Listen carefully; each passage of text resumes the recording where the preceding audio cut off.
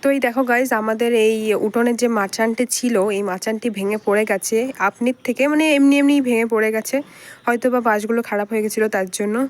তো বাঁশ মানে মাচান যখন ছিল তখন আমরা খেয়াল করিনি, এখন খেয়াল করছি যে এই মাচানের মধ্যে একটা জিনিস রয়েছে।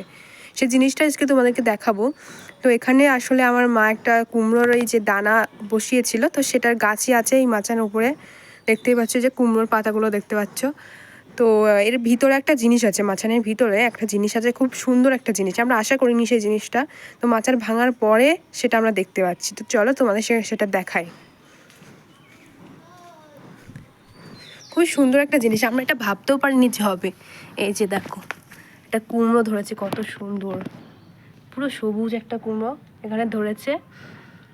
আরও একটা আছে, সেটা আমার চোখে পড়ছে না, কিন্তু এটা দেখো কত বড় হয়েছে। আর এটা মাচান ভাঙার পরেই কিন্তু আমরা খেয়াল করেছি, আগে কিন্তু খেয়াল করিনি। কুমড়োটা দেখতে দেখো কত সুন্দর লাগছে।